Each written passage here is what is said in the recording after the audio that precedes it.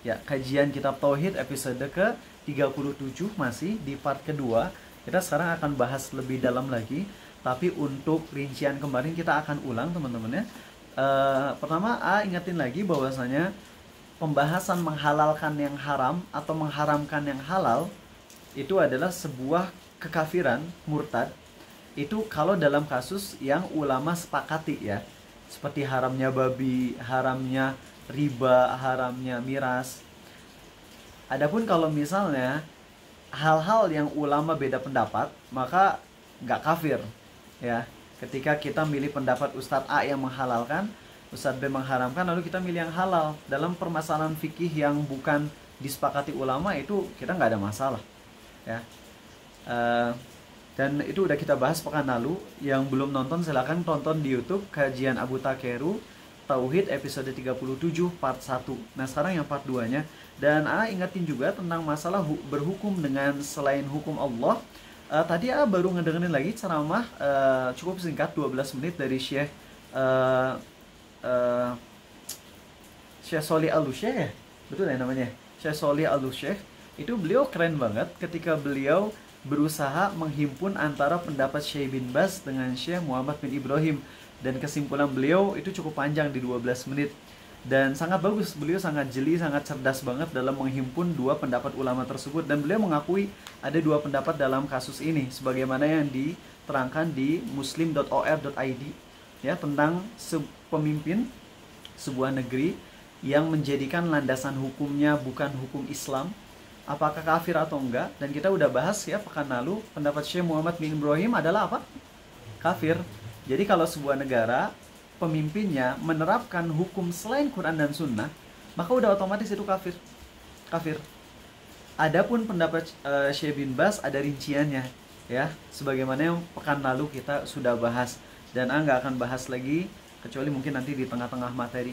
Itu sekedar review sedikit, dan kita cari aman, yakni kita nggak nunjuk langsung presiden tertentu di negeri tertentu ya. Itu kita cari aman agar kita fokus kepada isi materi. Soalnya kalau kita udah vonis ke orang tertentu, maka ini nantinya jadi nggak fokus lagi. Kita fokusnya langsung ke wajahnya gitu ya, ke partainya misalnya, ke lambang binatangnya misalnya, megalodon. Megalodon itu binatang apa sih? Kerbau atau apa? Oh hiu ya. Misal ini misalnya, misal mau di megalodon dikira ini lah, dikira kayak semacam sapi dan sebagainya. Bukan ya, bukan. Oke, baik. Ya kita sekarang masuk ke materinya insyaallah teman-teman. Baik. Bismillahirrahmanirrahim. Wassalam ala Rasulillah. Innal hamdalillah nahmaduhu wa nasta'inuhu wa nastaghfiruh. Sungguh segala puja dan puji hanya milik Allah. Kita puji Dia, kita mohon pertolongan dan ampunannya. Wa na'udzu billahi min syururi anfusina wa min sayyiati a'malina. Kita mohon perlindungan kepada Allah dari keburukan diri kita dan keburukan amal perbuatan kita. May yahdihillahu fala mudhillalah. Barang siapa yang Allah beri hidayah, tak akan ada seorang pun yang bisa menyesatkan. Wa may yudlil fala hadiyalah. Dan barang siapa yang Allah sesatkan, tak akan ada seorang pun yang bisa memberi petunjuk. Asyhadu an la ilaha illallah. Aku bersaksi tiada Tuhan yang berhak disembah dengan benar kecuali Allah. Wa asyhadu anna Muhammadan abduhu wa rasuluh. Dan aku pun bersaksi bahwasanya Muhammad adalah hamba dan rasulnya. Amma ba'du. Ya teman-teman semua yang Allah mudahkan untuk bisa hadir di majelis ini, terutama yang langsung offline, berdoalah kepada Allah di hati kalian. Bahkan kalau lagi di perjalanan tadi, harusnya sepanjang jalan tuh doa, ya Allah jadikanlah perjalananku ini menjadi kemudahan kelak di hari kiamat untuk bisa menyeberangi as-sirat. Ingat teman-teman, as-sirat itu licin dan menggelincirkan. Di kanan dan kiri, di sisi-sisi as-sirat, kata Nabi SAW, ada semacam pengait raksasa besi yang akan mencabik-cabik daging orang Islam yang melewatinya. Dan itu berat. Untuk menyeberanginya kita nggak bisa dengan skill, kemampuan ninja, nggak bisa. Yang membuat kita bisa menyeberanginya adalah amal. Dan betapa banyak orang-orang yang tergelincir di as-sirat. Di dunia tergelincir masih mending, tapi kalau di as-sirat, di hari kiamat tergelincir, itu udah parah. Dan yang paling menakutkannya lagi, setelah menyeberangi as-sirat, itu belum langsung di depan pintu surga. Kata Ibnu Hajar al-Asqalani dalam kitab Fathul Bari, ada qintarah, ada jembatan lagi, satu lagi. Yang mana jembatan ini adalah tempat kisos antara sesama mukmin. Kalau di padang mahsyar, itu kisosnya antara hewan juga masuk. Hewan macam-macam, pokoknya kisos antara yang menzolimi kepada yang dizolimi, itu semuanya banyak macam-macamnya ada di padang mahsyar. Tapi kalau di Al-Qintarah, di Qintarah ini hanya ada kisos antara sesama mukmin. Jadi setelah nyeberangi as-sirat dan sukses, kalau di Al-Qintarah ini ternyata ada saudara sesama muslim yang pernah kita sakiti dan ternyata dia ngambil pahala kita dan habis, maka kemungkinan kita akan masuk neraka. Nauzubillah min dzalik. Maka teruslah minta kepada Allah agar kita tidak tergelincir di dunia dan di akhirat. Dan ini ingin ngingetin di awal ya, mungkin di akhir nggak bahas tazkiyatun nafs karena takutnya kita pembahasannya panjang. Di awal aja ingin ngasih sedikit kisah tadi. Ngechat salah satu bisa dibilang mantan murid ya, yang dulu anak grup juga. Dia postingan maksiat di Facebook atau di Instagram, di Instastory-nya. Maksiat yang udah jelas maksiatnya gitu. Akhirnya nanya ke dia, "Akhi, kenapa? Iman lagi turun, lagi ngedrop, lagi turun." Apa jawaban dia, teman-teman? Ngagetin. Jawabannya, "Enggak, iman saya baik-baik aja." Allahu Akbar.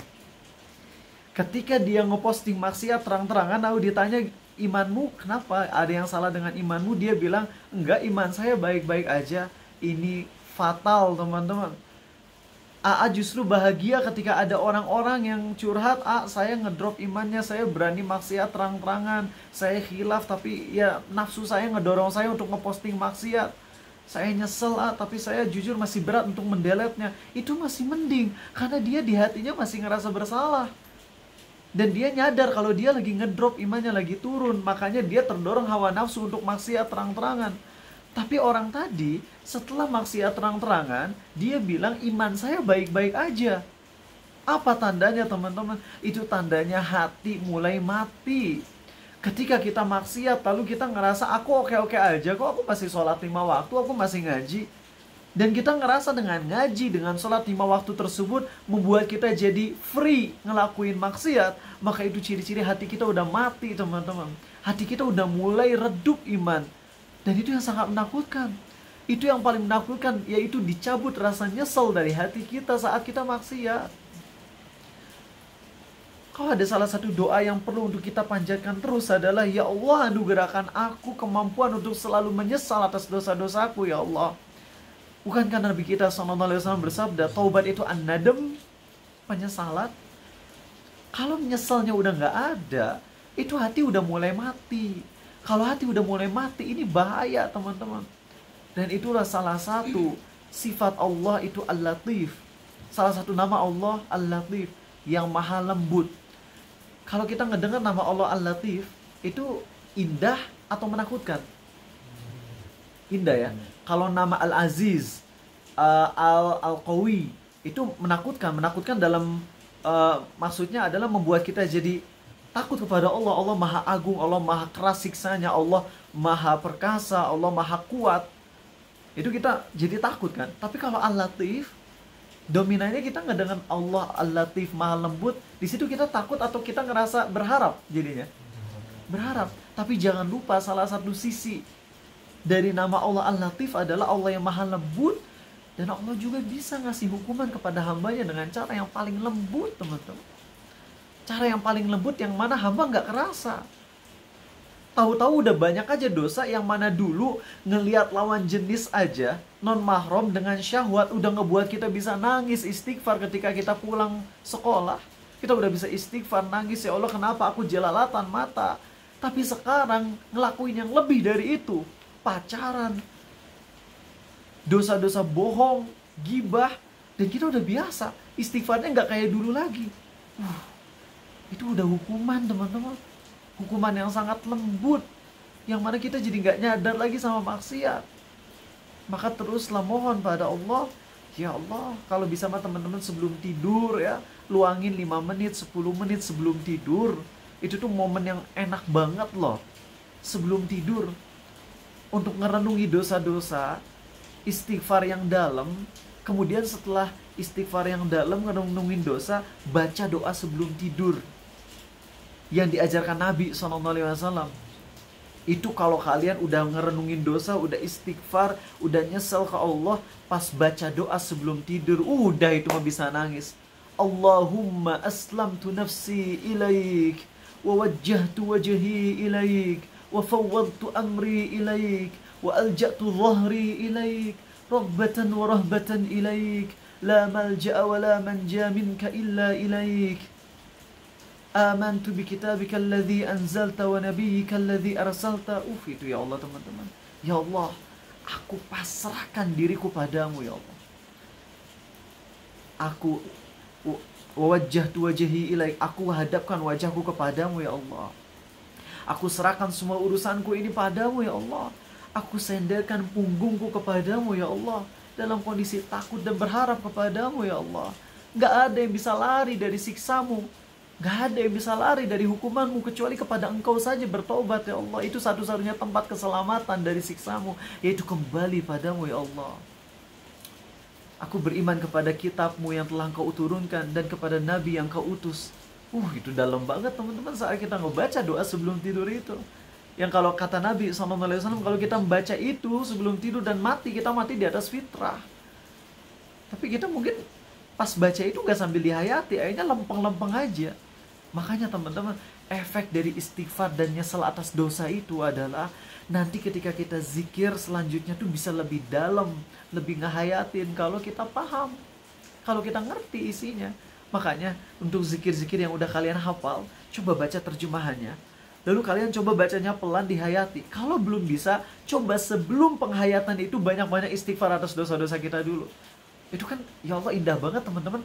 Kalau kalian lagi hopeless, lagi ada masalah, dan gak ada tempat bergantung, anggap aja ya kita bukan minta ke Allah dulu. Anggap aja kita belum doa deh, belum doa. Kalau kalian lagi ada masalah, kalian apa sih yang kalian lakuin?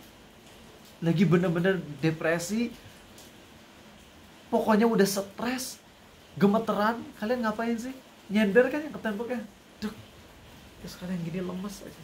Tapi di kalimat tadi apa? Wa alja'tu dhahri ilaik, aku senderkan punggungku kepadamu. Itu kayak, coba aja bayangin, kalau kita bayangin pakai otak kita aja, orang lagi nyender, tapi nyendernya ke Allah. Kita bukan ngebayangin Allah kayak tembok, bukan ya. Tapi ini adalah bahasa kiasan yang luar biasa gitu. Nyender, tapi nyendernya bukan lagi ke tembok, nyendernya ke Tuhan semesta alam yang mampu menolong kita, mampu membuat kita tobat dari dosa-dosa kita. Rogbatan warahbatan ilaik, sambil nyender kepadamu ya Allah, sambil takut dan berharap juga padamu. Luar biasa teman-teman. Cobain itu ya sebelum tidur, ada waktu lah 5 menit deh istighfar. Ya Allah, jangan-jangan karena banyaknya dosaku, aku udah gak bisa lagi nyesel. Sampai ngerasa udah maksiat pun aku ngerasa kayak iman baik-baik aja. Bahkan ada salah satu murid Arizal yang ngomong kayak gini, boleh gak kita sengaja maksiat biar kita bisa nangis saat istighfar? Karena jujur saya nih kalau nggak maksiat, saya istighfar lempeng-lempeng aja. Tapi kalau saya sengaja maksiat, habis itu istighfar tuh bisa sampai nangis. Ini trik setan ini. Setan yang bikin dia untuk sampai kepikiran kayak gitu. Kita mah kalau sampai kita kepikiran, udahlah maksiat aja biar saat istighfar bisa nangis. Itu aja udah maksiat tuh kayak gitu. Itu aja udah maksiat ketika kita mikir, mending maksiat ke Allah supaya pas istighfar bisa nangis. Itu aja udah sebuah kemaksiatan teman-teman. Dikunci aja, kuncinya ada di luar kan. Jadi teman-teman, ayo kita sama-sama berjuang ya untuk menjauhi dosa, istighfar, dan tanya hati sering-sering, ya Allah, imanku ini lagi ngedrop. Jujur ke Allah, iman ini lagi ngedrop, udah sering ngelakuin maksiat. Kalau kalian jarang maksiat, ya setidaknya coba introspeksi berapa banyak waktu yang disia-siakan dengan hal-hal yang kurang manfaat. Itu juga harus kita introspeksi ya, insya Allah teman-teman. Baik, kita sekarang masuk ke materi bab lalu, bab 37, dan kita akan lebih dalam lagi mudah-mudahan ngebahas ini. Ya.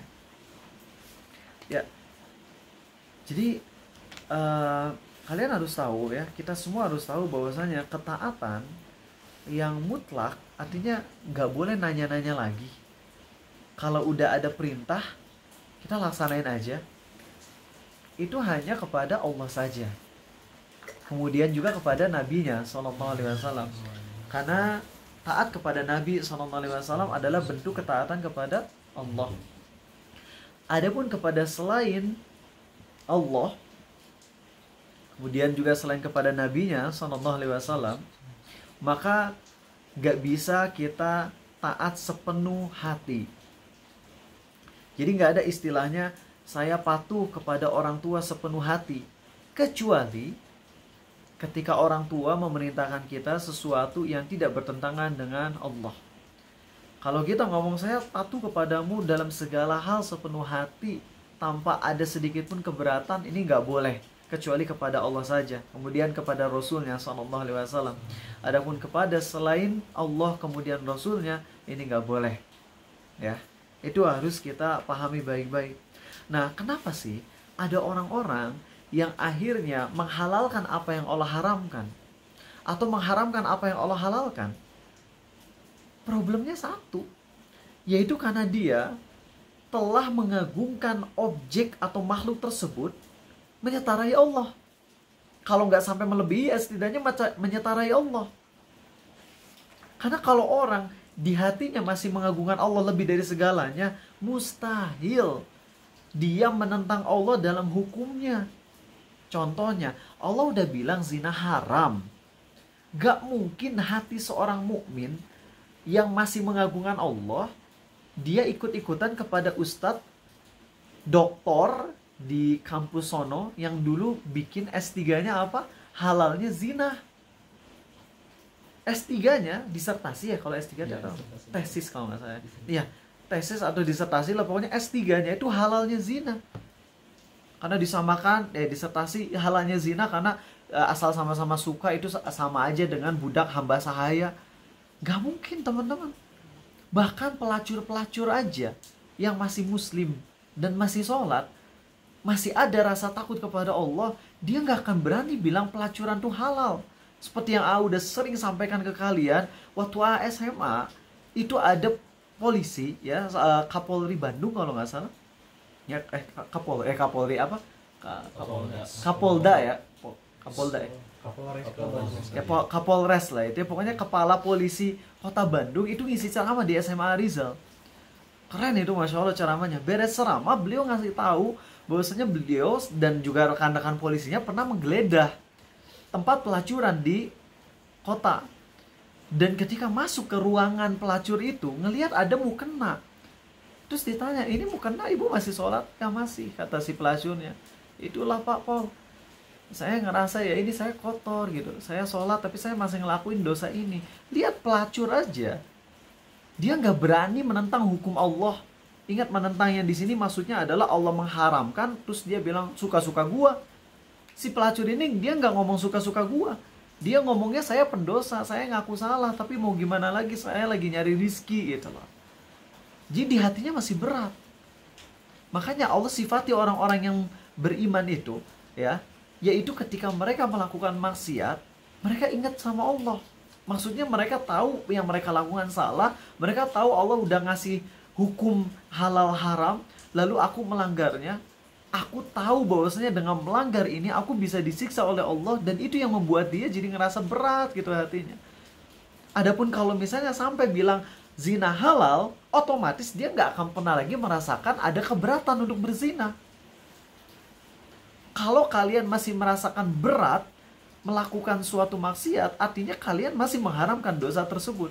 Kalian masih mengakui hukum Allah itu. Nah, jadi ketika seseorang berani menghalalkan apa yang Allah haramkan, atau sebaliknya, mengharamkan apa yang Allah halalkan, berarti dia tuh udah mengagungkan selain Allah, setara dengan Allah. Setara dengan Allah. Atau lebih parah lagi. Ya, lebih parah lagi.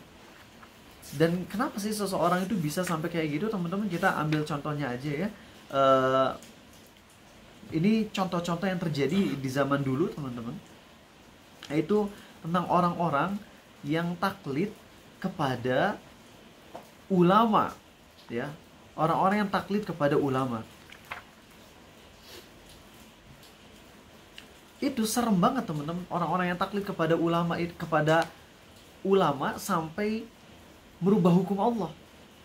Dan dalam kondisi mereka tahu itu. Ibnu Hajar al-Asqalani menyampaikan dalam kitab Fathul Bari. Ini salah satu contoh yang sangat bikin kepala geleng-geleng. Ibnu Hajar al-Asqalani sampai nulis tuh di kitab Fathul Barinya, heran sama sebagian ulama mazhab Hanafi. Kenapa herannya? Dalam sebagian pendapat mazhab Hanafi, mereka berpendapat baca Al-Fatihah itu hukumnya apa? Dalam sholat? Wajib, bukan rukun. Bukan rukun. Kalau rukun ditinggalkan, apa yang terjadi? Nggak sah sholatnya. Kalau wajib ditinggalkan, sholatnya tetap sah, tapi dosa. Sebagian dari pengikut mazhab Hanafi, ada yang sholat Allahu Akbar, baru 1 atau 2 detik langsung ruku, Allahu Akbar. Kenapa coba langsung ruku? Kenapa mereka langsung ruku? Untuk membuktikan pendapat mereka bahwasanya Al-Fatihah dalam sholat itu bukan rukun, tapi hanya wajib doang. Ya, Ibnu Hajar al-Asqalani langsung bilang kayak gini, kalaupun mereka berpendapat Al-Fatihah itu bukan rukun, hanya wajib doang, tapi mereka menyengaja cuman berdiri sebentar langsung ruku, konsekuensinya mereka dapat apa? Dosa kan ya? Dosa. Walaupun sah menurut mereka, tapi tetap dosa kan? Tapi kok bisa-bisanya mereka sengaja melakukan dosa hanya untuk membuktikan pendapat mereka? Allahu Akbar. Makanya ketika kita lagi ngebahas halal haram, teman-teman, untuk perkara halal haram yang memang ulama nggak sepakati juga, kita sebagai hamba Allah mah kita takut sama Allah. Contoh yang sering saya sampaikan. Paha laki-laki bukan aurat menurut sebagian ulama. Paha laki-laki bukan aurat, sehingga aurat laki-laki itu hanya kemaluan depan dan kemaluan belakang, dan maaf ya, bola kemaluannya juga. Kemaluan, bola kemaluan, dan dubur, dan juga yang mengelilinginya.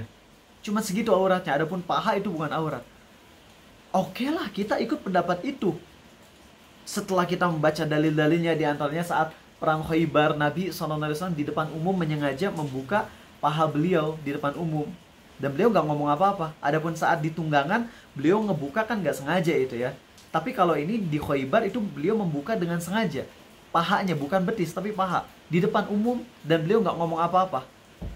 Akhirnya kita, oh ini hadisnya sahih nih. Jelas kuat banget. Yaudah saya ikut pendapat paha bukan aurat.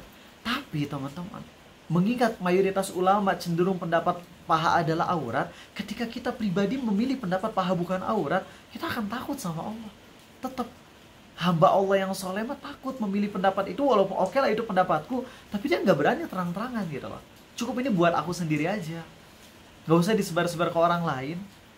Atau kalaupun ini pendapatku, ya aku nggak boleh juga menyengaja di depan orang lain yang berpendapat apa aurat, karena konsekuensinya walaupun aku berpendapat nggak dosa, tapi orang lain ngelihatku jadi dosa. Itu kan, dia takut sama Allah. Jadi ketika dalam permasalahan yang emang ulama sepakati, ya jelas kita mah harus kokoh. Ya, zina haram, miras haram, itu kokoh. Ya, itu kokoh. Tapi teman-teman, dalam permasalahan yang ulama beda pendapat pun, dia tetap mengagungkan Allah dalam pilihan tersebut. Sehingga gak seenaknya, gue, misal nih kalian berpendapat musik halal, dan itu pendapat sebagian kecil ulama. Sangat-sangat sebagian kecil, bahkan sebagian ulama bilang itu pendapat yang gak bisa dipegang sama sekali. Oke lah, kita ikut pendapat musik itu halal misalnya.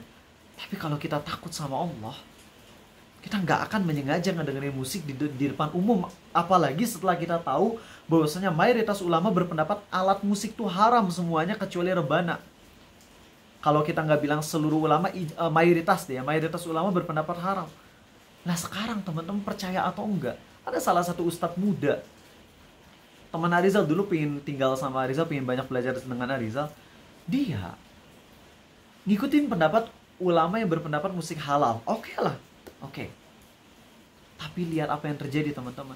Saat ada sebagian santri yang mereka penghafal Quran, lalu ada musik keras, dan akhirnya santri-santri ini kan nutup telinga gitu. Nggak ingin musik masuk ke telinga mereka karena bisa mengganggu hafalan. Itu bagus nggak? Bagus kan santri ini ya? Bahkan santri-santri ini mengamalkan hadis Nabi SAW, di mana ketika beliau mendengar suling, Nabi SAW tutup telinga. Anak-anak santri ini ketika ada di sebuah tempat yang menyalakan musik, santri ini nyadar, oke lah, kita nggak mungkin nyuruh untuk matiin itu musiknya. Kita siapa? Kita cuma tamu di sini. Tapi anak-anak ini nutup telinga mereka. Kan itu perbuatan yang sangat terpuji. Kan kalau kita mau frontal mah ngapain kita? Langsung habek langsung hancurin itu radio. Mikrofon hancurin. Speaker hancurin tuh. Wah, ini musik haram, hancurin. Tapi kan gak barbar. Anak-anak ini tahu adab.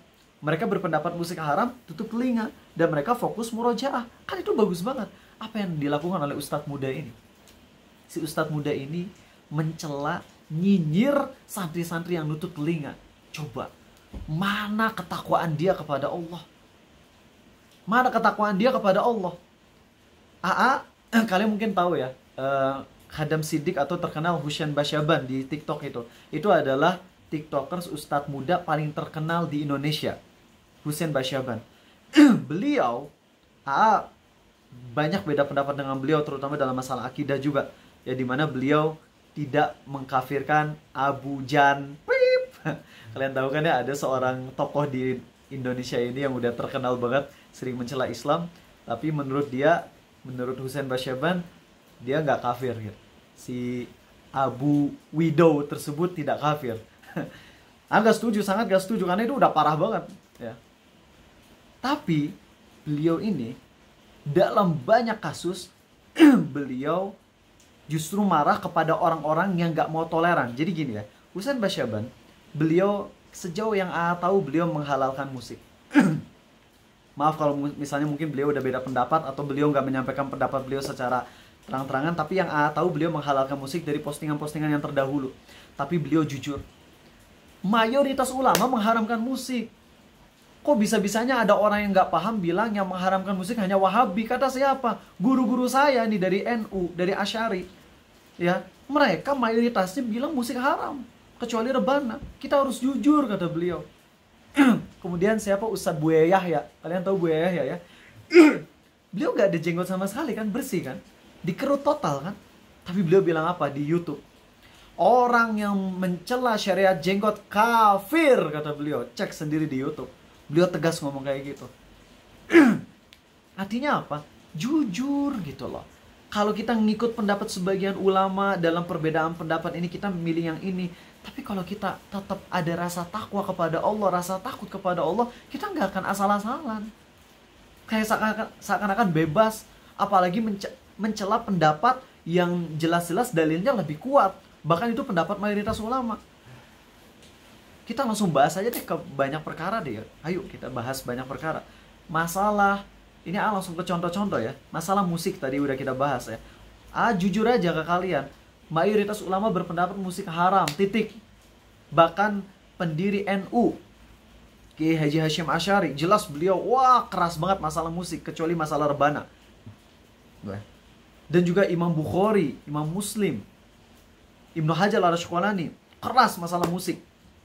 Walaupun mereka pun menyampaikan pendapat ada sebagian kecil ulama yang menghalalkan musik. Nah, lalu kita ngikut pendapat ulama yang menghalalkan musik. Kalau kita ikut pendapat ulama yang menghalalkan musik, ingat baik-baik. Lawanmu siapa? Oposisimu yang menentang pendapatmu adalah mayoritas ulama. Mayoritas ulama. Maka kalau kamu ikut pendapat ulama yang menghalalkan musik, beradab. Jangan nyerang. Apalagi nyinyir. Apalagi menyinyir orang-orang yang sengaja menjauhi musik untuk lebih dekat sama Quran. Itu dinyinyirin. Ini keterlaluan, udah abis. Hati-hati. Itu bisa jadi fanatik mazhab banget tuh. Adapun orang yang mengharamkan musik karena mereka melihat ini pendapat mayoritas ulama, bahkan sebagian ulama bilang haramnya musik itu ijma, kesepakatan ulama, maka pantas kalau mereka tegas dong. Sangat pantas kalau kita tegas masalah musik. Wong ini pendapat mayoritas ulama, bahkan sebagian ulama bilang ini ijma haramnya, kecuali rebana. Kalau rebana kita toleran ya. Imam Bukhari dan Muslim membolehkan main rebana kapanpun boleh. Sedangkan pendapat mayoritas ulama, rebana hanya boleh di waktu apa? Pas lagi pernikahan, walimah dan sebagainya. Walimah itu pernikahan ya. Masalah apa, momen-momen besar gitu. Nah, tapi selain itu kita tegas. Wajar. Itu masalah musik. Sekarang masalah jenggot. Mayoritas ulama berpendapat mengerut jenggot sampai habis total tuh haram. Tapi Buya Yahya itu beliau Masya Allah jujur. Walaupun beliau jenggotnya nggak ada sama sekali, total bersih, tapi beliau jujur nih. Orang yang mencela syariat jenggot kafir, murtad itu. Karena beliau tahu gitu, bagaimana memposisikan akidah dan fikih. Oke lah fikih, bahkan bisa jadi mungkin ya wallahu alam, mungkin Buya Yahya berpendapat mengerut jenggot abis itu haram juga, tapi beliau masih melakukan itu. Mungkin ya. Yang diperbolehkan sebagian ulama itu adalah memotong sampai pendek. Ya. Kalau misalnya memotong yang di bawah sini, itu jelas pendapat yang kuat boleh. Ya sebagaimana diterangkan oleh Ustaz Muhammad Nuzul Zikri. Tapi gimana kalau motongnya segini nih? Ya. Nah itu sebagian ulama membolehkan, udah kita bahas ya pekan-pekan kemarin dalilnya apa yang membolehkan potong jenggot pendek tapi nggak sampai habis total, itu diperbolehkan sebagian ulama. Ya sebagian memakruhkan, sebagian mengharamkan juga. Nah tapi kalau kalian ikut pendapat yang membolehkan motong sampai pendek, jangan sekali-kali mencela syariat jenggot, yang jenggotan kalian ejek sebagai kayak kambing, teroris, narasi-narasi yang akhirnya mencela itu, merendahkan itu. Takut sama Allah tuh. Takut. Karena kalau udah masalah mencela kayak gitu, wah ini masalahnya udah lain. Masalah isbal juga, Masya Allah. Lagi-lagi Husain Basyaban tuh, beliau isbal. Beliau pakai pakaiannya di bawah mata kaki, cowok ya. Tapi ayah beliau selalu ngatung celananya. Dan beliau bilang, orang-orang yang celananya ngatung itu mantap banget. Mereka mengikuti pendapat ulama, mereka cari aman, bahkan itu pendapat kuat sebagian ulama. Mantap.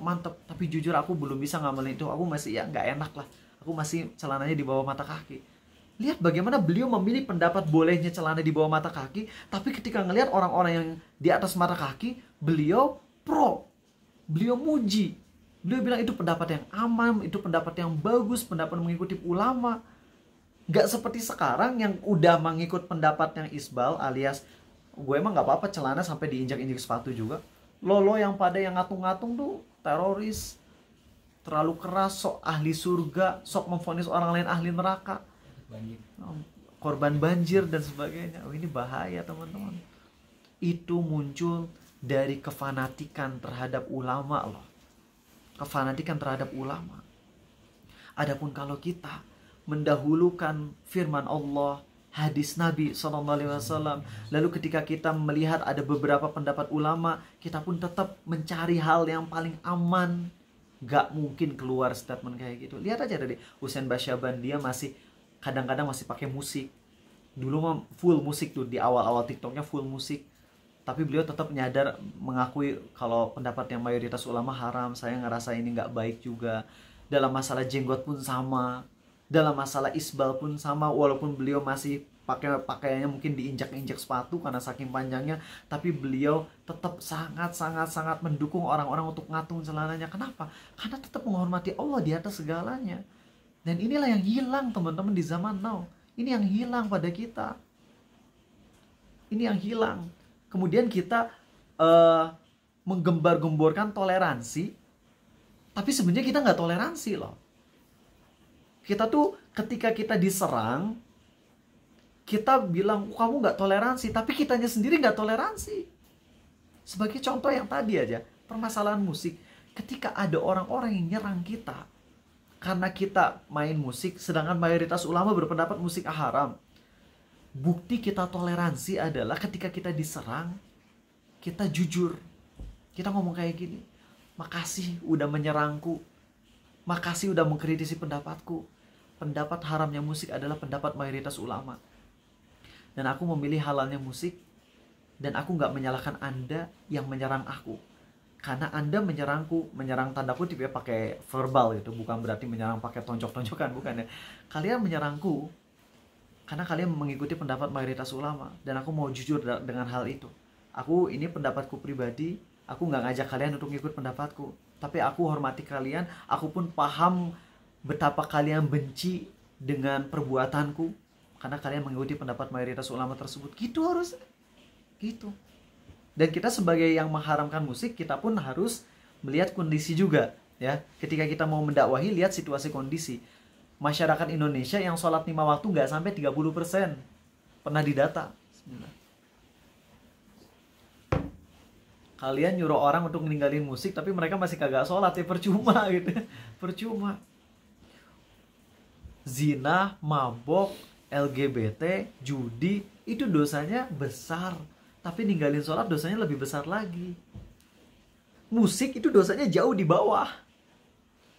Bahkan mayoritas ulama berpendapat musik itu, ngedengerin musik itu bukan dosa besar, dosa kecil.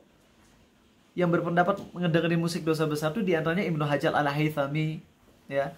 Adapun mayoritas ulama berpendapat ngedengerin musik bukan dosa besar, dosa kecil. Kenapa coba? Ada yang tahu kenapa alasannya ngedengerin musik itu bukan dosa besar? Karena dosa besar itu adalah dosa yang diancam dengan siksa jahanam, siksa kubur, laknat, murka Allah dan sebagainya. Sedangkan dalam hadis-hadis tentang musik, mayoritasnya nggak ada ancaman kayak gitu. Yang ada tuh seperti misalnya dua suara yang terlaknat, yaitu suara suling ketika bahagia kalau nggak salah. Itu terlaknatnya bukan sekedar karena sulingnya, tapi dapat nikmat bukannya syukur ke Allah, tapi malah mainan suling gitu lah. Jadi melupakan Allah, itu sisi terlaknatnya. Atau yang di hadis Bukhari di mana dirubah jadi kera dan babi, itu bukan karena main musiknya, tapi karena menghalalkan musiknya kan. Atau lihat bagaimana yang kata Nabi SAW terjadi berbagai macam gempa, musibah dan sebagainya, itu saat merajalela para pemusik. Penyanyi di sini maksudnya pemusik, karena yang dimaksud penyanyi yang diharamkan adalah yang pakai musik. Kalau nyanyi doang tanpa musik itu nggak ada masalah, ya. Itu terjadi karena merajalela musik di mana-mana. Ya kita tahu dosa kecil kalau dilakuin terus-menerus dan merajalela jadi dosa besar. Tapi kalau kita ngedengerin musik sendirian, terus nggak sering, itu masuknya dosa kecil. Nah, ketika kita melarang orang lain dari musik, ya kita harus tahu kondisi. Ini orang masih pacaran, masih zina, masih mabuk ngedengerin musik. Musiknya tunda dulu, sabar. Jangan dulu dilarang. Pendekatan dulu untuk dia sholat, ikut kajian dulu.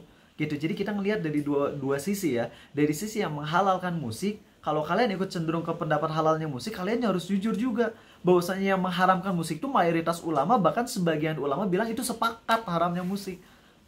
Jadi kalian harus sangat-sangat menghormati orang yang mengharamkan musik. Kalau kalian bilang yang haramin musik itu Wahabi, keterlaluan. Berarti Imam Bukhari, Ibnu Hajar, Imam Syafi'i, Imam Abu Hanifah semuanya Wahabi semua. Kacau itu mah. Udah nggak sehat itu kayak gitu. Dan bagi yang mengharamkan musik dan kita mengikuti pendapat mayoritas ulama, harus tahu kondisi saat melarangnya. Harus tahu kondisi bijak, santun, gitu ya. Rizal dulu ketika akan sering diundang ceramah di berbagai macam kampus, dan mayoritas biasanya itu musiknya genjerang-genjerang kacau lah, kayak astagfirullah genjerang-genjerang gitu, pakai gitar gitu ya. Aduh itu mah kacau lah gue teh. Langsung ini aja ke panitia, Kang, saya mau share nih nasyid buatan saya, wah gitu ya. Setelah ini nasyid saya enakan loh gitu. Nggak pakai ngomong musik haram, nggak. Karena tahu kondisi panitia kayak gimana ya. Hanya dikasih alternatif dan hanya disetel, alhamdulillah. Orang jadi nggak ngedengerin musik, ngedengerin yang halal tanpa harus ada cekcok yang besar. Jadi kita harus tahu bagaimana memposisikannya. Terus dalam masalah tadi juga ya, dalam masalah celana ngatung, please, kita tahu itu pendapat yang paling aman, yang paling bertakwa adalah pendapat yang udah celana di atas mata kaki buat cowok. Kenapa? Karena dengan celana di atas mata kaki, sarung di atas mata kaki, satu, aman dari najis. Kita nggak usah bahas sombong atau nggak sombongnya deh, tapi dari sisi yang logis aja, kalau cowok pakai celana di bawah mata kaki atau sampai di bawah sepatu keinjek-injek, najis. Kalau cewek pakai rok di bawah mata kaki, emang itu perintah dari Nabi SAW. Dan cewek itu punya kespesialan, kalau dia jalan di tanah maka otomatis najisnya hilang. Kalau cowok nggak kena tuh hadis itu. Maka kalau cowok pakai pakaian di bawah mata kaki keinjek-injek jadinya najis. Buat kalian yang OCD, buat kalian yang was-was, kayaknya udah nggak perlu dibahas masalah celana di bawah mata kaki mah. Yakin kalian mau ngikut pendapat ulama A atau B, kalian mah pasti ngatung karena takut kena najis gitu. Tapi lihat kondisi zaman now. Udah tahu pendapat yang paling aman adalah ngatung celana. Ngatungnya nggak harus sampai betis ya. Karena itu nanti mudarat kalau sampai betis. Kalian ke sekolah, SMA, sebetis celananya. Jangan. Di mata kaki aja, pas di mata kaki.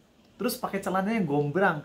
Kalau pakai celana gombrang tuh pas di mata kaki itu nggak kelihatan ngatung loh, ya nggak kelihatan ngatung gitu, jadinya kelihatannya kayak celana biasa aja. Nah itu kalau kalian ikut pendapat yang membolehkan celana di bawah mata kaki, takut sama Allah dong, takut.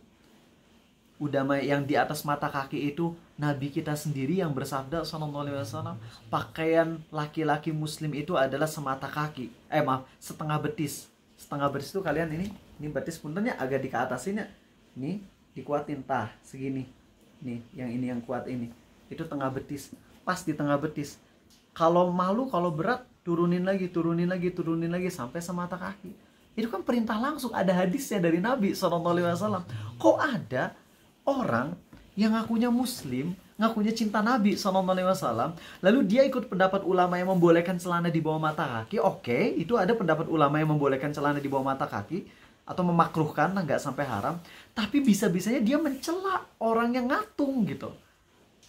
Padahal dia tahu hadis dari Nabi SAW yang beliau bersabda celana itu atau pakaian itu tengah betis atau turunin lagi. Adapun hadis Abu Bakar yang celana melorot itu, kan itu Abu Bakar udah berusaha untuk naikin. Buktinya beliau ngerasa aduh gak enak nih melorot terus, dinaikin lagi. Makanya nanya ke Nabi SAW. Ini membuktikan Abu Bakar tuh gak nyaman dengan pakaian ngagolosor, nggak merosot itu. Ya menjulur, pakaian yang merosot tuh gak nyaman tuh Abu Bakar. Bukan menyengaja kan. Oke, kalau kalian ikut pendapat boleh, Ustadz saya emang ikut pendapat yang dipegang oleh misalnya Persis gitu ya. Karena dulu banyak ngobrol sama teman-teman dari Persis gitu ya. Oke, sangat menghargai pendapat-pendapat beliau ya. Dan itu bagus banget penjelasan dari Persis itu tentang bolehnya pakai pakaian di bawah mata kaki, itu ilmiah banget, keren banget. Acungi jempol. Pas baca, dalil-dalilnya Masya Allah banget. Tapi tetap aja, walaupun akhirnya ujung-ujungnya teman Arizal ini ikut ke pendapat boleh laki-laki pakai pakaian di bawah mata kaki, tapi ketika dia bertakwa kepada Allah, dia nggak akan berani-beraninya untuk mencela orang yang ngatung. Karena ada hadis Nabi SAW perintah untuk ngatung. Walaupun ulama beda pendapat, apakah ngatung ini, di atas mata kaki ini hukumnya wajib apa sunnah. Tapi tetap aja, mau wajib mau sunnah tetap itu baik. Nggak akan dong dicela. Nah gitu teman-teman. Jadi ingat ya, dalam pembahasan halal dan haram, kalau ulama udah beda pendapat, di situ memang kita toleran. Tapi ketika kita toleran, kita pun harus tahu sikap yang bijak. Baik kita memilih yang pro atau yang kontra itu. Dalam semua hal. Coba Apin kalian kasih contoh-contohnya, nggak apa-apa salah juga. Ingat ini yang ulama beda pendapat, ya, yang memang diakui perbedaan pendapatnya gitu. Contohnya, Ashraf. Menyentuh wanita yang mana dulu? Istri ya. Menyentuh wanita istri kita batal atau enggak, itu kan ulama beda pendapat. Kalau yang berpendapat batal, ya udah tinggal wudhu lagi. Yang berpendapat enggak batal, ya oke-oke aja. Dan itu mah gampang banget tolerannya, ya. Ini yang agak-agak runcing contohnya. Bisa nggak Regan ngasih contoh yang agak runcing? Kalau koza itu? Oh, koza ya. Koza menurut hampir seluruh ulama hukumnya makruh, nggak sampai haram.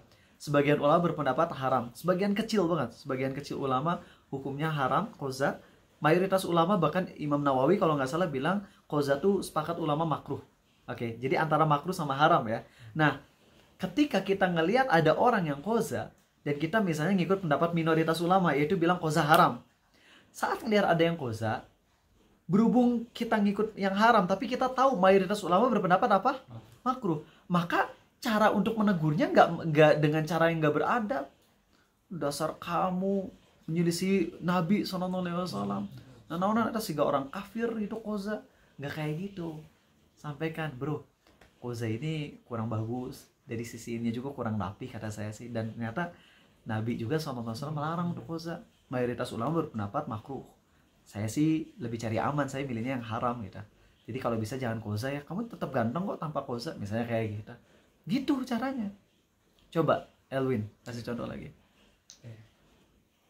Kalau kumis itu gimana? Oh iya, bagus. Kumis. Mencukur kumis sampai botak, itu pendapat yang A pegang adalah pendapat At-Tabari, yaitu boleh sampai botak, boleh juga dicukur doang. Sebagian ulama ada yang berpendapat mencukur sampai botak tuh nggak boleh, haram. Nggak boleh. Jadi sampai bersih banget tuh nggak boleh banget. Nah, berhubung kita tahu ini ada perbedaan pendapat ulama, ya jelas ketika kita ngelihat ada orang yang kumisnya dihilangin total, ya kita jangan marah, kita diskusi aja.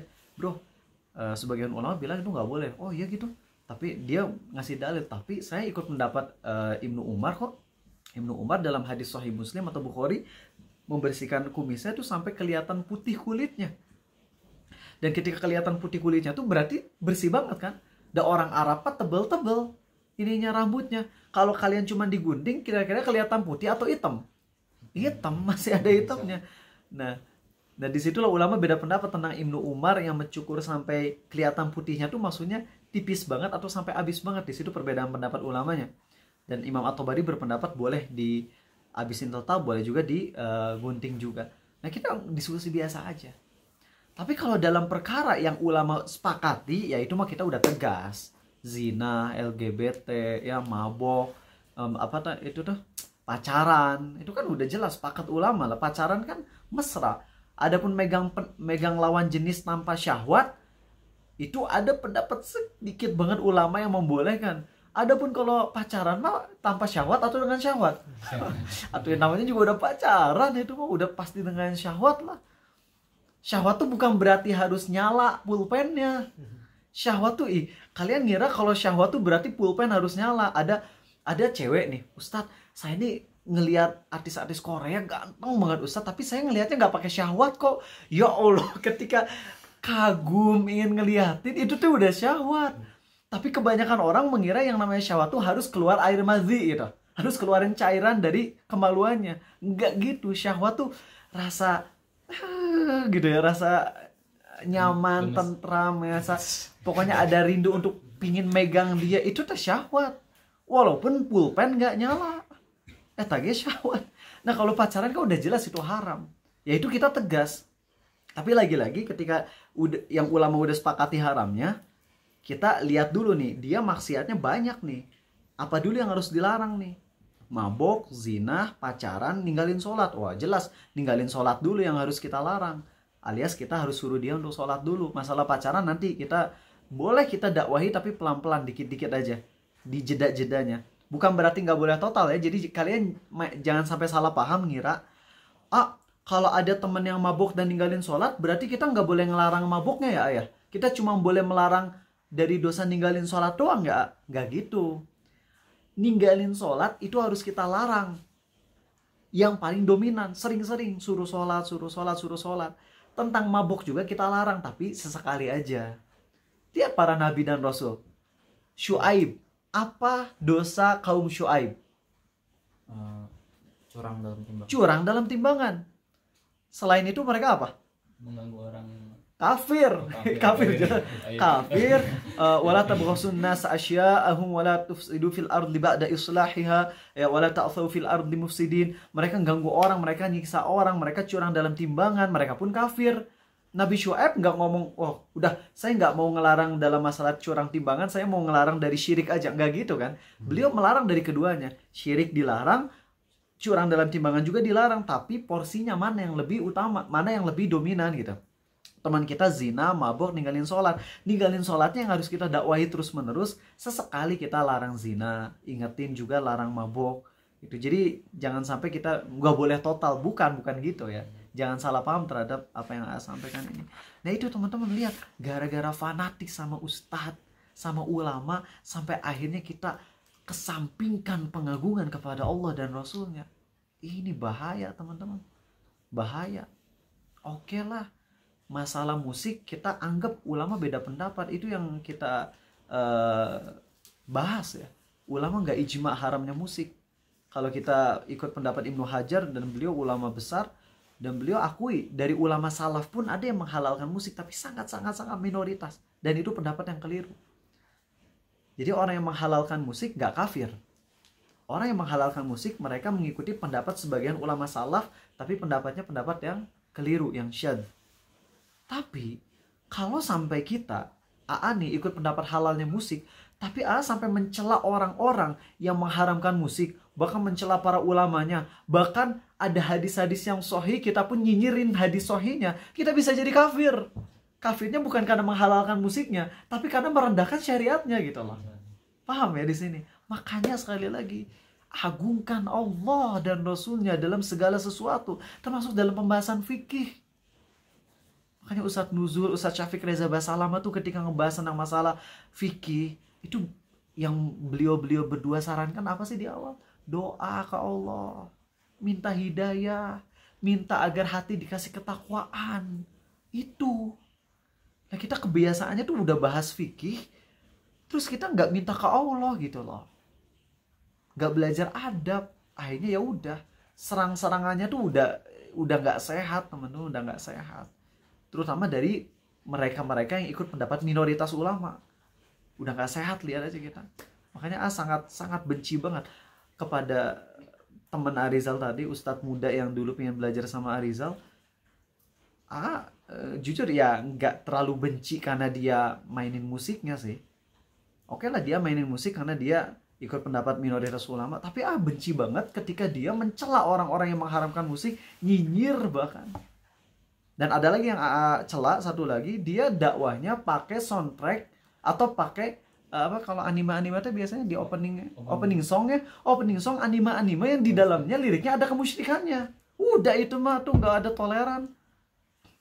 Demon Slayer nggak tahu, nggak pernah nonton Demon Slayer, tapi kalau dari judulnya Demon Slayer kayaknya lirik-liriknya juga udah kacau ya. Ada yang tahu nggak kalian?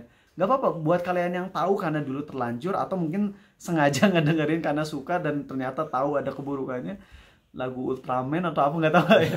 Pokoknya kalau kalian ngedenger lagu anime atau apapun yang di dalamnya udah ada kesyirikannya, terus kalian menyengaja itu dijadikan konten suara di back sound di konten-konten kita, hati-hati itu mah. Itu udah fatal. Udah ngomongnya udah bukan halal haram lagi, itu mah udah jelas haram. Dan itu yang dia lakukan. Lihat nggak sih bagaimana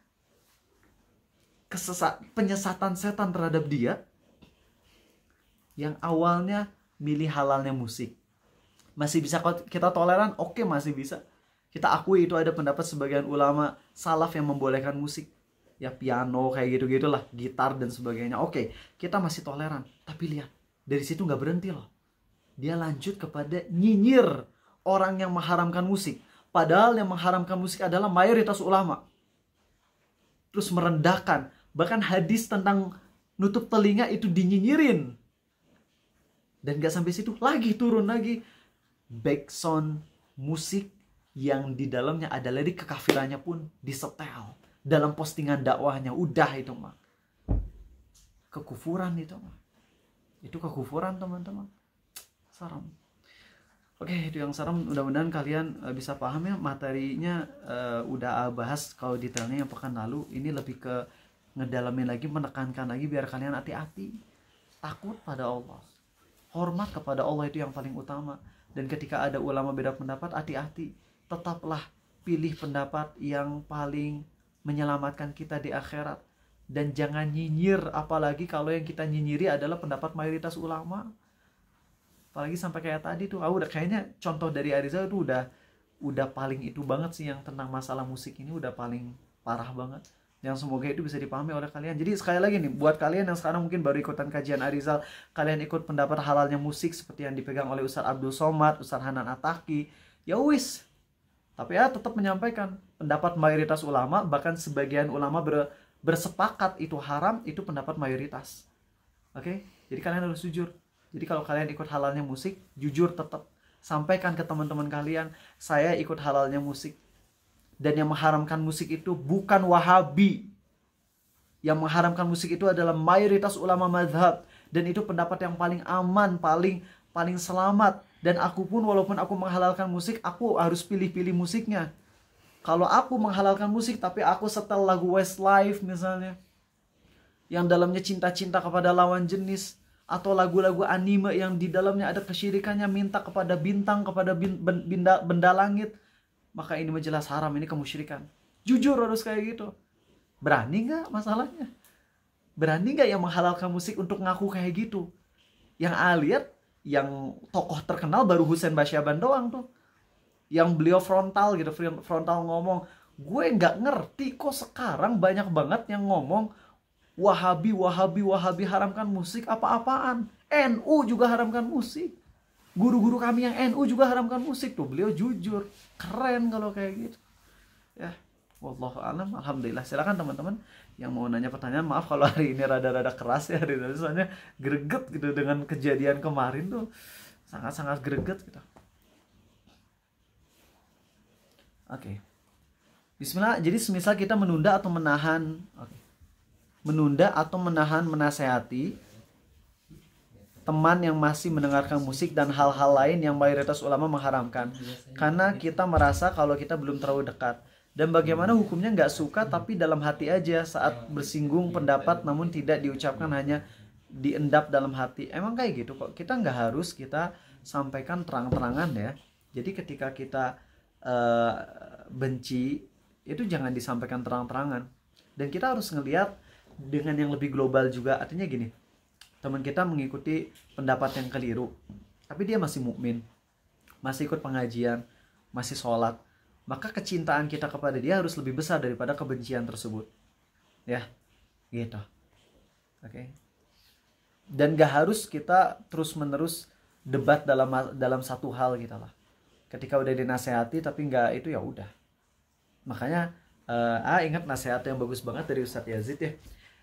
Kalian tahu nggak, Imam Bukhari yang paling terkenal kitab beliau apa? Sahih Bukhari ya. Pertanyaannya, Imam Bukhari pernah ngedebat kesesatan dan aliran sesat nggak? Pernah. Ada kitab beliau, ada. Tapi terkenal nggak? Nggak ya. Padahal Imam Bukhari itu membuat kitab yang isinya tuh membantah aliran-aliran sesat, akidah-akidah sesat. Itu ada kitab bantahan dari beliau. Tapi yang terkenal malah Sahih Bukhari. Karena mencegah kemaksiatan atau melarang dari maksiat itu ya sesuai kebutuhan. Artinya ketika udah dinasehatin gak mempan, ya udah fokus terus aja sebarin ilmu. Ketika misalnya ada orang yang terus-menerus dengerin musik, kita larang musik, lalu dia nggak berhenti, ya udah sekarang fokus nyebarin indahnya Quran, tafsir Quran, sehingga nanti mudah-mudahan dia jadi cinta Quran. Ketika dia cinta Quran, dengan sendirinya akan menjauhi musik kita. Ya. Jadi gitu, mencegah kemaksiatan tuh sewajarnya aja. Gak sampai kita memaksakan terus gitu. Gitu. Kalau kita paham konsep ini, maka insya Allah dakwah akan lebih maksimal dalam penyebarannya. Ya. Pekan lalu dijelasin kalau muqallidnya ikut pendapat ulama yang salah, bisa aja muqallidnya dimaafkan, tapi dosanya ditanggung muftinya.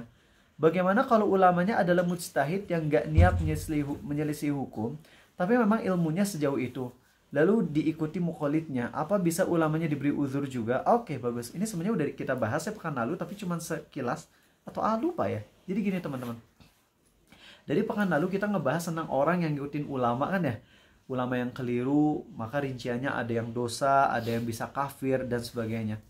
Lalu bagaimana dengan ulamanya yang salah dalam memilih pendapat? Nah, kalau ulama ini, pertama, kalau ulamanya adalah mujtahid, ya, kalau ulama mujtahid, walaupun kesalahannya kesalahan yang super duper fatal, maka jelas dia tidak berdosa, dia dimaafkan oleh Allah, dia dimaafkan oleh Allah. Tapi kalau dia cuman diulamakan doang, padahal dia bukan ulama sama sekali, dia cuman diulamakan doang. Dia bilang misalnya air kencingku suci, misalnya kayak gitu, maka itu mah kekafiran teman-teman, itu kekafiran ya, nggak bisa. Atau dia bilang misalnya babi halal kok untuk kalian karena kalian udah jadi muridku. Pokoknya udah, kalau yang bukan mujtahid mutlak atau bukan mujtahid, dia cuman ustadz biasa, bahasa Arab nggak bisa, ngerti tafsir kagak, tapi diustadkan sama orang-orang awam. Maka ketika si ustadz ini dia menentang hukum Allah dalam hal yang udah ijma, maka dia kafir. Ada pertanyaan tentang masalah hukum waris. Ya, AA kan ngikut kelas warisnya Ustadz Abu Rifai ya, Abu Rifai namanya. Abu Rifai ya. Nah, Beliau kasihan kalau ngelihat komentar ke beliau, beliau sering diserang banget. Ada yang nanya, Ustadz kalau misalnya menentang hukum waris itu murtad atau enggak? AA kan punya teman dari golongan takfiri, dia pro ISIS. Kalau Ariza jelas ya nggak pro sama ISIS ya. Dia pro ISIS, dan kita tahu ya ISIS itu banyak dari ISIS yang takfiri. Takfir itu gampang mengkafir-kafirkan orang lain, muslim yang melakukan hal yang sebenarnya bukan pembatal keislaman. Nah teman Arizal yang dia ini pro ISIS, bahkan dia sebenarnya dia ISIS cuman nggak mau ngaku secara terang-terangan.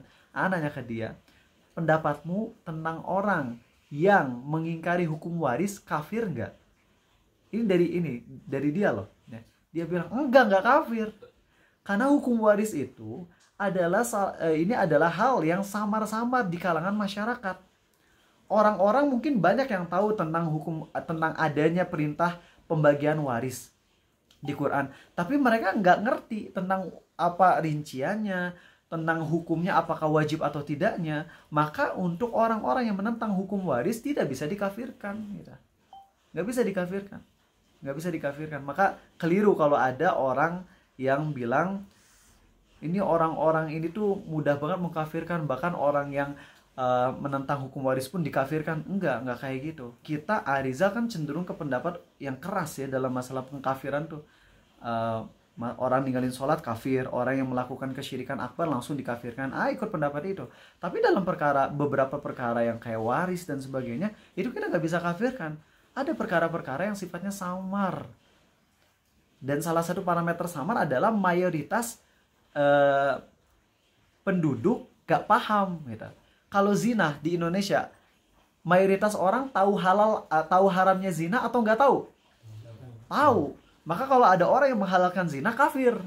Tapi kalau masalah waris, mayoritas di Indonesia ngerti nggak masalah waris? Nggak ngerti. Tahu sih ada waris tentang warisan Islam tuh ada ya, cuman ya kurang tahu itu apakah harus atau tidaknya. Ya berarti mereka nggak paham. Ini bukan termasuk pembatal Islam yang apa tuh? Yang bukan kan membagi tiga ya, yang apa? Yang jelas ya, bukan pembatal Islam yang jelas. Kau udah membagi pembatal Islam jadi tiga ya di episode 21 atau 22 tentang uzur bil jahl, seperti itu. Ya, jadi terjawab ya tadi pertanyaannya tentang ulama yang salah dalam menentukan hukum, dia dimaafkan insyaallah. Bagaimana kalau kondisinya kita yang sudah tahu keharaman sesuatu, sudah tahu juga pendalilan ulama yang mengharamkan, sudah paham juga syubhatnya, tapi kemudian kita tetap menghalalkan yang haram tadi? Apakah bisa disamakan dengan kisah Ibnu Taimiyah dan orang Jahmiyah? Kalau kamu nggak kafir karena jahil, tapi kalau aku berkata, nah baik, ini dalam perkara apa dulu? Kalau perkara yang emang ulama sepakati, maka kita kafir. Misalnya zina haram, lalu ada ustadz yang bilang zina halal dan kita ikut-ikutan, ya udah kita murtad dari Islam. Tapi kalau dalam perkara yang semisal kayak musik tadi ya, dan kita lebih cenderung ke pendapat halalnya, ini sebenarnya bertentangan gitu lah. Kok bisa kita tahu tentang syubhat yang bertentangan dengan pendapat kita yang pertama tadi, lalu kita memilih pendapat yang kedua tersebut? Aneh gitu. Maaf ya kalau ini bahasanya agak berat teman-teman, karena ini udah bagian ending dan pertanyaannya termasuk yang advance. Yakin di antara kalian ada yang masih paham dengan ucapan Arizal, tapi yang nggak paham mohon sabar aja. Nah, apakah bisa dikafirkan? Maka enggak ya. Selama sesuatu itu bukan perkara yang memang al-ma'lum minaddin bid-darurah, maka tidak bisa dikafirkan. Semisal orang yang menghalalkan musik, orang yang menghalalkan sutra bagi laki-laki, itu nggak bisa kita kafirkan ya. Kecuali kalau ada unsur-unsur lain ya, seperti tadi mencela hadis dan sebagainya, yaitu kekafirannya dari sisi yang lain. Oke. Mau nanya, kalau kita bermakmum dengan imam yang akidahnya beda dengan kita, apakah sah? Kalau yang dimaksud adalah akidah yang sifatnya tuh udah sampai kafir, maka nggak sah. Seperti misalnya Arizal sholat di belakang dosen yang liberal, yang bilang semua agama benar, itu mau udah jelas nggak sah, karena dia kafir. Dan itu juga yang pernah viral waktu tahun 2000 sekian, yang Arizal udah mau dipenjara gara-gara itu ya. Karena Arizal terang-terangan bilang dosen tersebut kafir. Dan ini jadi pelajaran buat kalian. Kalau kalian melihat ada orang terkenal yang udah jelas kekafirannya, KTP Islam, ngakunya Islam, tapi dia melakukan kekafiran yang udah sangat-sangat jelas banget, cukup kafirkan di hati kita Dan kita pun kafirkan di lisan, tapi secara privacy aja ke orang-orang yang dekat sama kita. Jangan secara publik. Jangan secara publik, apalagi nyebut nama kampusnya, nyebut nama masjidnya, itu problem nantinya. Dulu salahnya gitu. Udah nyebut nama dosennya, nama kampusnya, nama masjidnya disebut semua tiga-tiganya. Akhirnya mau dipenjara tuh dulu. Sampai mau dibacok juga tuh, udah diancem. Tapi ternyata cuma nakut-nakutin doang ya. Di situ yakin bener. Dosen itu udah murtad ngomong kayak gitu, semua agama bener ya. Bilang Allah maha bid'ah, bilang kerudung gak wajib bagi laki-laki, bagi perempuan. Udah kekafirannya udah jelas banget dah. Liberalnya udah kelihatan banget. Kafirkan tapi sayangnya terang-terangan. Nah jangan ya. Nanti kalau kalian ngelihat ada orang yang terkenalnya masih Islam, di pandangan masyarakat Islam tuh, tapi dia akidahnya udah rusak sampai ke tahapan liberal, itu jangan kita kafirkannya secara terang-terangan. Cukup kafirkannya secara personal ya, ke teman-teman dekat. Dia mah udah kafir gitu, bilang aja gitu. Tapi kalau terang-terangan di publik nanti bisa diserang balik. Arizal gimana bisa selamat dari penjaranya? Apakah Arizal menarik ucapan Arizal? Tidak. Udah kafirkan dia, masa ditarik lagi? Udah jelas kekafirannya. Nggak menarik. Bilang minta maaf. Tapi minta maafnya bukan minta maaf atas statement Arizal. Bilangnya minta maaf kepada pihak masjid, kampus yang merasa mungkin ternodai dengan ucapan saya ini, tapi saya tidak menarik ucapan saya. Ini keyakinan saya pribadi. Saya tidak memaksa siapapun untuk mengikuti pendapat saya. Tegas Arizal. Tanda tangan materai. Dan udah bebas. Tapi nggak menarik karena yakin bener. Udah jelas ngomong semua agama bener. Kalau kalian sebagai muridnya, kalian juga geleng-geleng kepala. Sampai teman Arizal yang dia sangat-sangat awam. Arizal punya teman dulu di kampus yang dia udah masuk ke dunia pelangi yang udah sangat parah banget. Dia ngomong kayak gini Kak Arizal. Pas ada kasus itu, dia udah ikut dunia pelangi, dia udah jauh banget tapi dia masih sholat 5 waktu. Ya, dan dia emang girlish gitu, dia bencong gitu ya. Dia ngomong gini, Zal, akhi.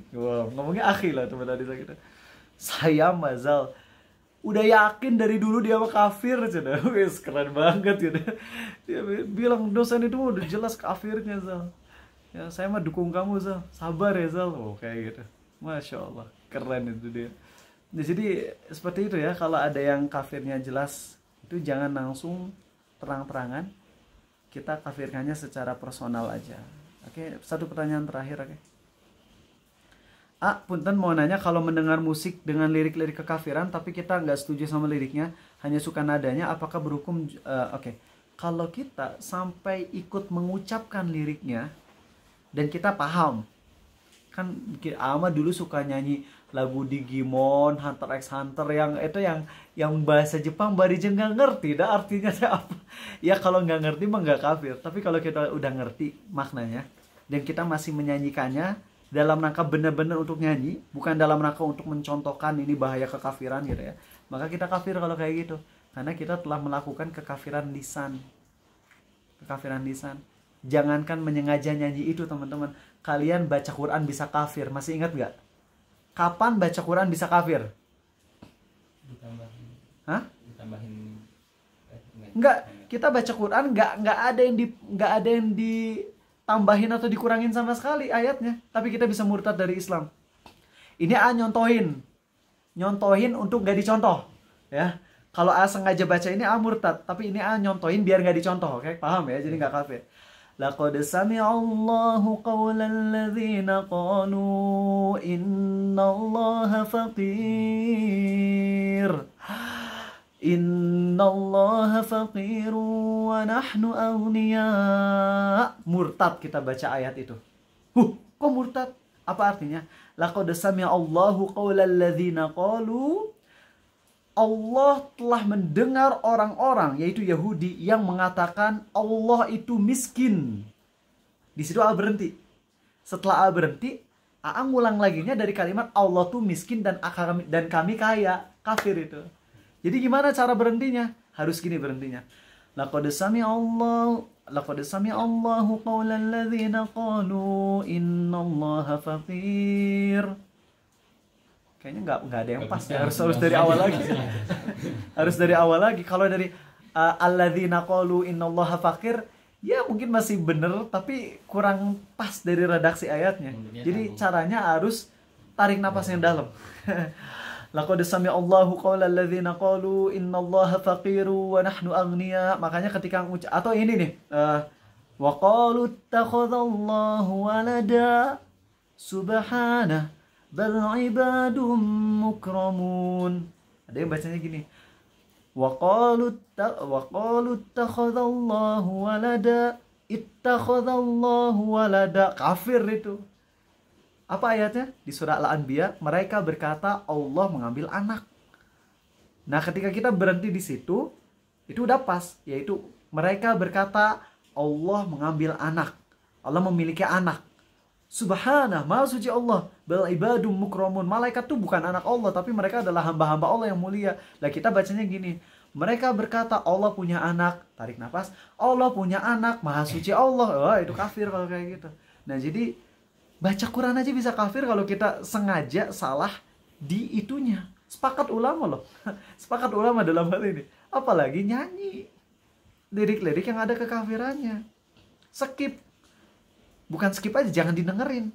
Kalau kalian senang sama nadanya, download itunya, musiknya. Terus song splitter. Song splitter. Nanti kan ada lirik, ada musik. Kalian denger musiknya doang, liriknya jangan didengar. Jadi kalian cuma dengerin musiknya doang. Jadi cuma haram doang, bukan bermaksud merendahkan dosa ya, bukan. Tapi mending kan kalau haram doang daripada kafir gitu lah. Kalian suka lagu anime mana, liriknya enak, akhirnya kalian buang tuh liriknya, sound vokalnya ilangin, musiknya kalian dengerin, tapi tetap itu dosa ya buat kalian yang berpendapat dosa, dan Arizal pun yakin itu dosa. Habis itu kalian dengerin, udah. Kalian bikin lagu lagi versi kalian sendiri. Kalau Arizal, lagu-lagu nasyid yang kemarin gimana yang buat? Itu mah asli teman-teman. Masih ada di otak Arizal dari dulu ngedengerinnya. Saking dulu sering ngedengerin pas kecil, masih ada di otak. Jadi tanpa harus ngedengerin musik itu lagi, masih apal nadanya. Tinggal dirubah liriknya pakai lirik nasyid gitu. Jadi halal ya. Nggak pakai musik, full nasyid tanpa musik, liriknya pun isinya semuanya nasihat gitu. Oke, itu aja teman-teman, terima kasih ya. Makasih udah sabar sampai 81 menit sampai 72 menit ini. Buat kalian yang mau nanya pertanyaan dan belum sempat, karena ini kan banyak yang nanya ya. Ada 10-an lebih yang belum sempat terjawab. Silahkan bisa tanyain di WhatsApp, tapi harus kasih bukti kalau kalian hadir di kajian malam hari ini. Oke, itu aja. Subhanakallahumma wa bihamdik, maha suci Engkau ya Allah dan segala puji bagimu. Asyhadu an la ilaha illa anta, aku bersaksi tiada Tuhan yang berhak disembah kecuali Engkau saja ya Allah. Astaghfiruka wa atubu ilaik, aku mohon ampunan padamu dan aku tobat padamu. Assalamualaikum warahmatullahi wabarakatuh.